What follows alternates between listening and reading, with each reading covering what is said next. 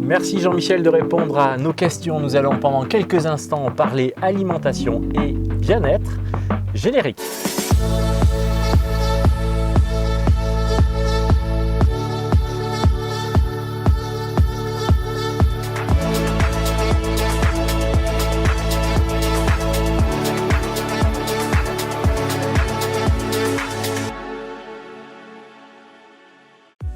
Bonjour Jean-Michel. Bonjour. Merci de nous accueillir chez vous. Nous sommes juste devant votre boutique qui a été créée maintenant il y a quelques semaines, quelques mois. Elle se prénomme Merveille d'Île-de-Garde. Alors on a envie d'en savoir plus, dites-nous tout.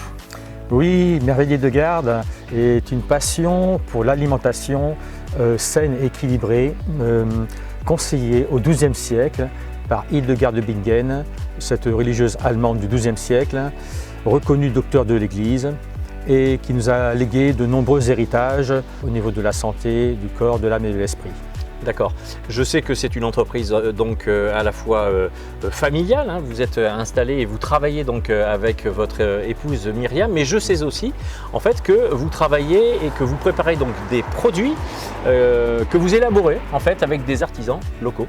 Oui, déjà dans un premier temps nous sommes nous-mêmes artisans. Donc les produits que nous avons besoin de faire fabriquer, nous le faisons faire par des acteurs et artisans locaux. Par exemple nos pâtes biologiques au grand épeautre, non hybridées, qui sont fabriquées à 20 minutes de notre magasin. Le pain frais et les biscuits de la joie que nous proposons à notre clientèle, également toujours à base de grand épeautre, est fabriqué par le boulanger de notre commune. Et nous-mêmes, donc étant artisans, nous torréfions le grain d'épeautre pour en faire du café d'épeautre, sans caféine bien entendu. D'accord, et on voit justement en ce moment même des images de torréfaction alors que vous êtes en train de préparer donc ce fameux caf épeautre, c'est son nom. Vous êtes venu également avec donc ces deux brins de céréales, donc il y a un épi de blé, un épi d'épeautre. Aidez-nous un peu à faire la différence en fait, histoire de bien comprendre. Alors l'histoire du blé qui actuellement nous fournit une farine de froment qu'on trouve régulièrement, est une céréale qui a été hybridée pour augmenter les rendements. Alors que l'épeautre, le grand épeautre, est une céréale rustique très ancienne qui n'a pas été modifiée par l'homme. D'accord, donc c'est cette fameuse céréale que donc conseille Hildegarde de Bingen. Oui.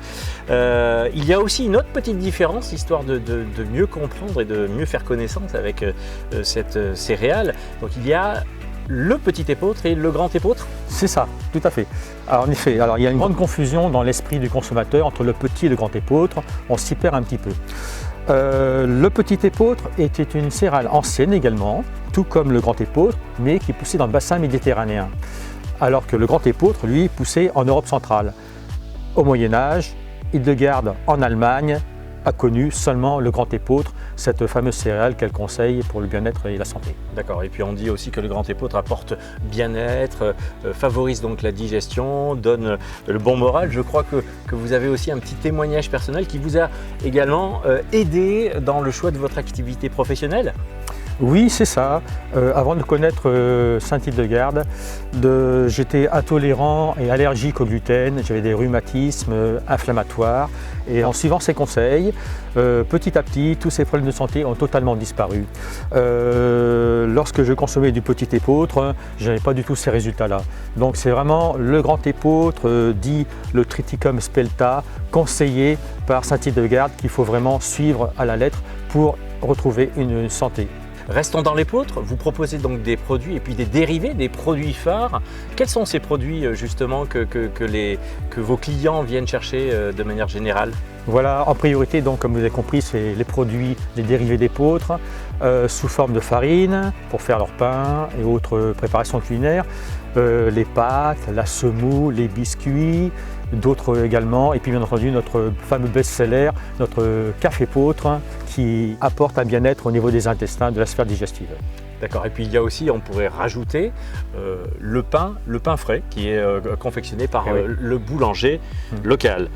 Pour les gens qui seraient intéressés, qui aimeraient faire davantage connaissance non seulement avec vous, mais aussi avec vos produits conseillés par Hildegarde de Bingen, eh bien sachez qu'on peut vous retrouver en fait sur des foires bio régionales ou des marchés locaux. Vous êtes localisé ici en Bretagne, entre Vannes et Lorient, à Pluvigné précisément, 10 route de Talouette. Pas très loin donc de Sainte-Anne-d'Auray, ici à Pluvigné. On va aussi bien sûr donner bien évidemment l'adresse de votre site internet où il est possible de commander. Je vous écoute. Oui, c'est merveille-d'Idegarde, tout en attaché.fr. Merci de nous avoir reçus. À très bientôt Jean-Michel. Merci Gérald. Merci.